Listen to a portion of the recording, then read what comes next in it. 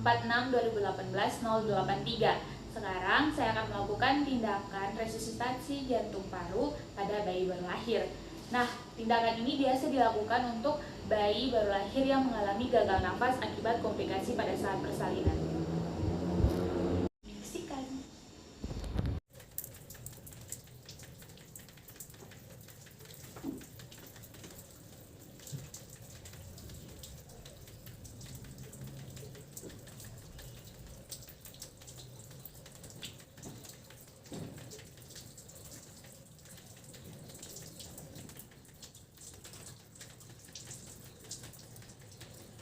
Pertama kita kaji dulu kondisi bayi. Setelah itu kita posisikan bayinya dan kepalanya menengadah sedikit ke atas. Setelah itu kita lihat mulutnya ada lendir atau tidak. Kalau ada berarti kita lakukan pengisapan lendir.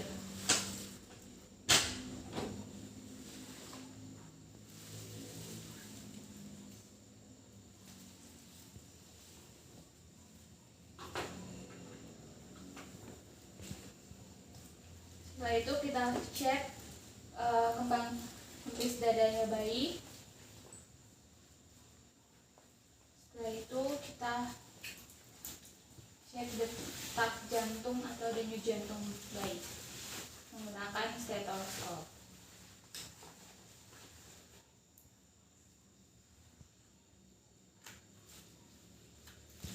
Jika detak jantung bayinya lambat dan kurang dari 60 kali per menit, maka lakukan ventilasi menggunakan sungkup bayi. Nah, sungkup bayi ini harus menutupi mulut dan hidung bayi. Kita lakukan ventilasi sekali. Setelah itu kita lihat lagi kembang kempis pengembangan dinding dadanya bayi ada atau tidak pergerakannya. Kalau tidak perkembangan dinding dadanya tidak ada, maka kemungkinan posisi bayinya belum benar. Jadi kita posisikan lagi bayinya dengan benar, dengan kepala menengadah ke atas sedikit untuk meluruskan jalan nafas bayi. Setelah itu kita lakukan ventilasi satu kali. Kita lihat perkembangan dinding dadanya. Setelah itu kita cek lagi nadi dari bayinya. Selanjutnya kita keringkan bayinya. Ini untuk merangsang bayi juga. Setelah itu lihat kemerahan pada kulit bayi atau cyanosis atau kebiruan. Setelah itu bisa juga kita rangsang dengan menepuk-nepuk telapak kakinya agar merangsang bayi untuk menangis. Setelah itu lihat lagi perkembangan dinding dadanya ada atau tidak. Kalau tidak ada, maka kita lakukan resusitasi jantung paru pada bayi. Dan kita membutuhkan asisten. Posisikan bayi, yaitu asisten bantu memberikan ventilasi satu kali.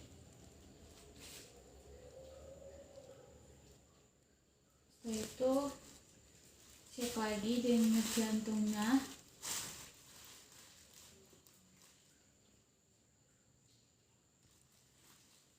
Kalau masih lemah, berikan ventilasi lagi satu kali. Nah, selanjutnya berikan pijatan. Pijatan ini dilakukan dengan kedua jempol berada pada sternum tengah dan tangan yang lain menggenggam bayi.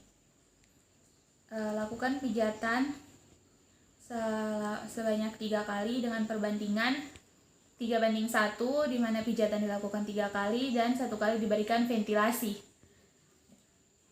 Dan dilakukan sebanyak 30 siklus. Jadi 1, 2, 3 ventilasi, 1, 2, 3 ventilasi, 1, 2, 3 ventilasi. 1, 2, 3 ventilasi.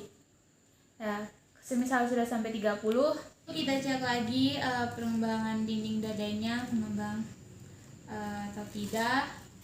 Setelah itu kita cek lagi denyut jantung bayi.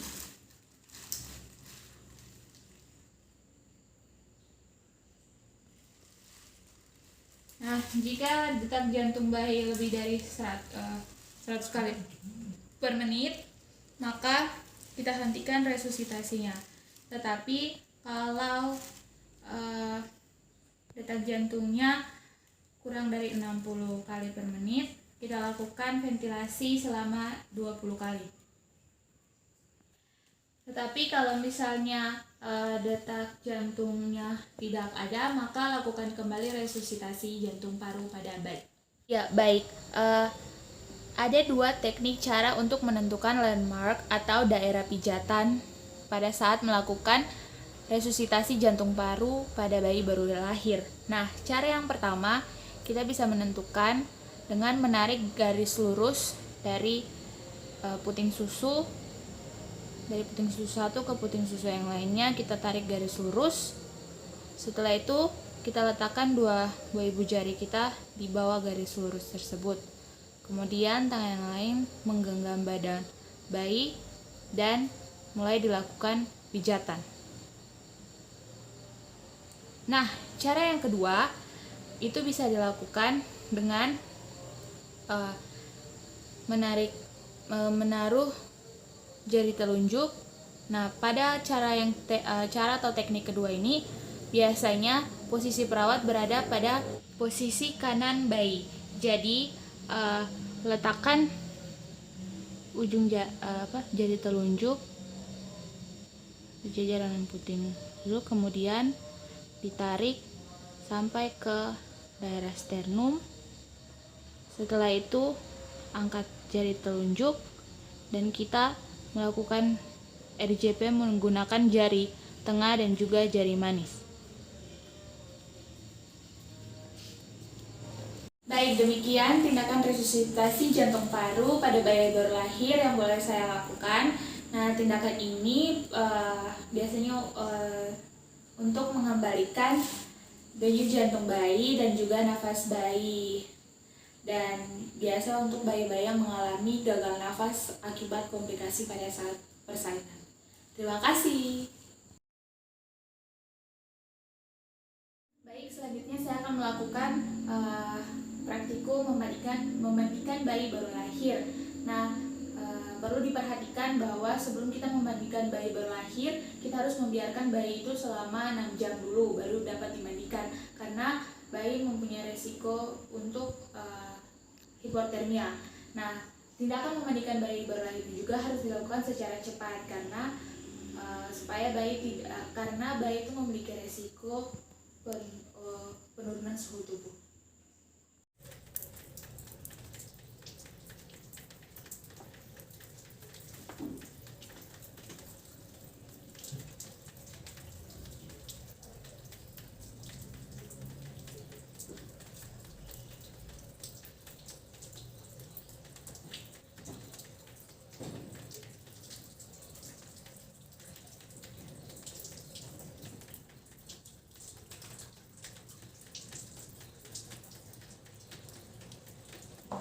Permisi, Ibu.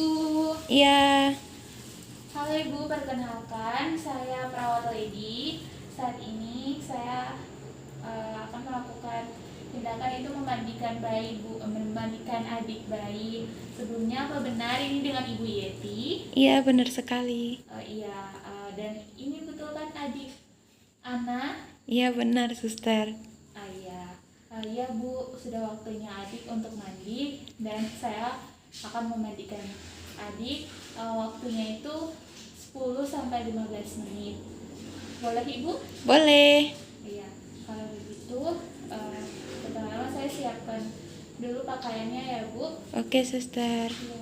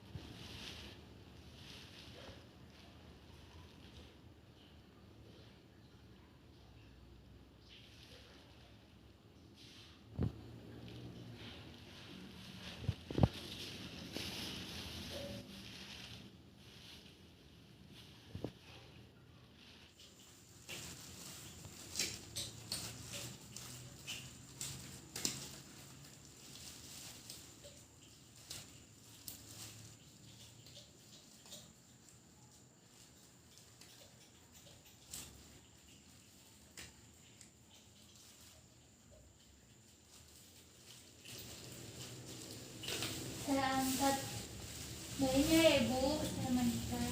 Iya, Ibu Suster.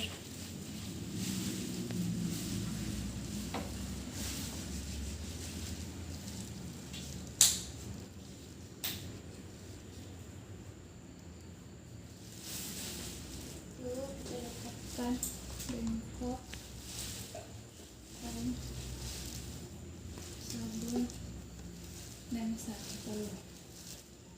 Lalu ke pakaian bayinya.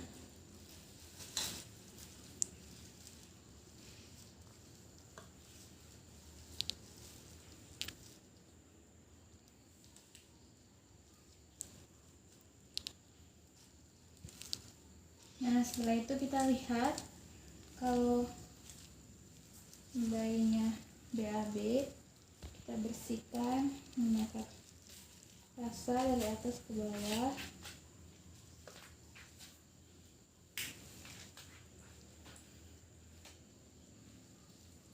Setelah itu kita tutup lagi. Setelah itu kita tutup dulu bayinya agar tidak kedinginan. Kita siapkan airnya. Wastafnya ada 2, satu wastaf untuk air hangat dan juga wastaf untuk mengeringkan. Nah,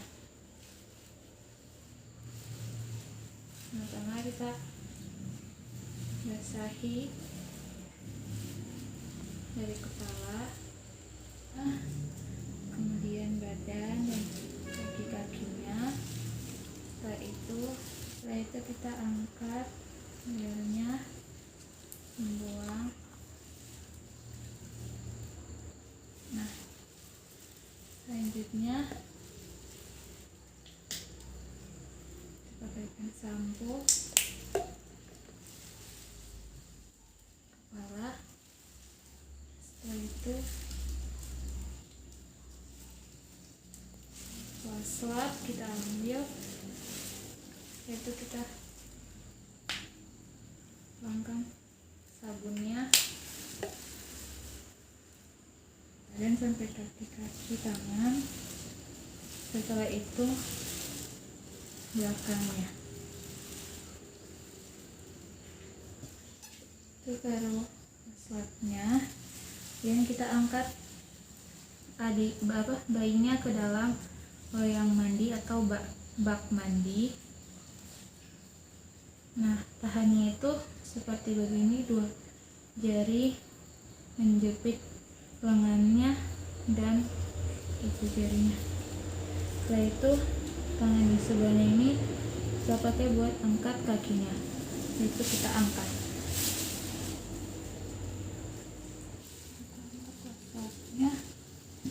Setelah itu kita bersihkan saja bayinya,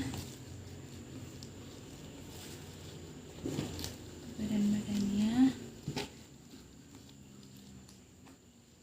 Nah, setelah itu kita balikan bayinya dengan teknik yang sama. Tangan yang sebelah ini menghempit dari lengan bayinya.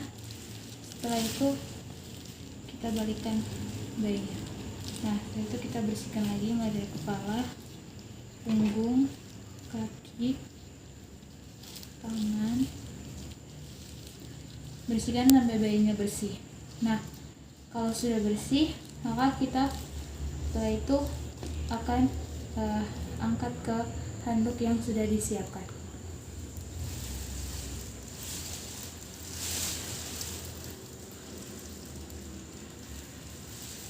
Setelah itu kita keringkan bayinya. Jika tali pusatnya belum jatuh, maka kita pakai prinsip keringkan saja, tidak usah memberikan apa-apa.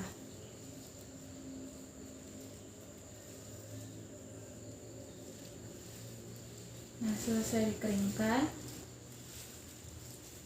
kita pindahkan bayinya ke tempat pakaiannya. Nah, selanjutnya minyak tawon, perut, dari telapak kaki,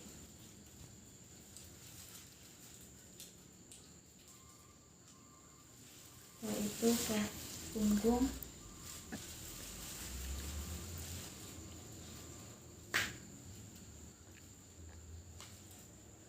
Itu kita pakaikan popok.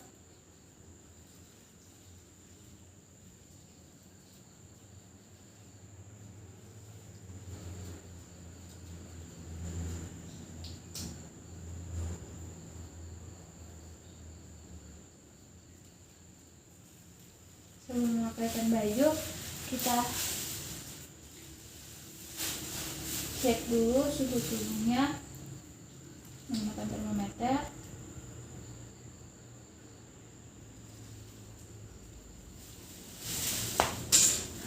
Selanjutnya kita pakaikan bajunya.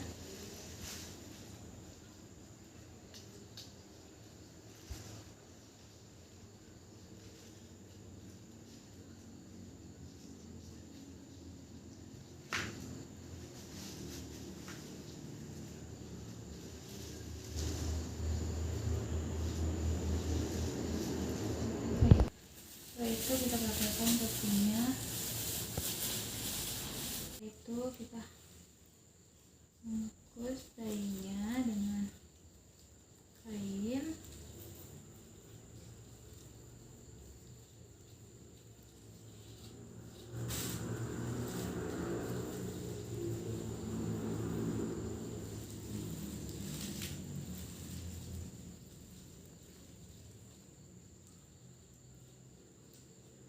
Ini jangan terlalu erat. Perhatikan pola nafasnya.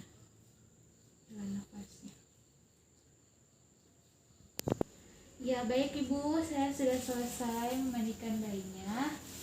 Ini bayinya sudah wangi. Dan saya akan kembali lagi 2 jam. Baik Ibu, 2 jam lagi saya akan datang kembali untuk memberikan obat kepada Ibu. Baik, Permisi Sus. ya Ibu. Ya, Sus. Ini bayinya jangan lupa disusui ya Ibu. Iya. Misi. Iya.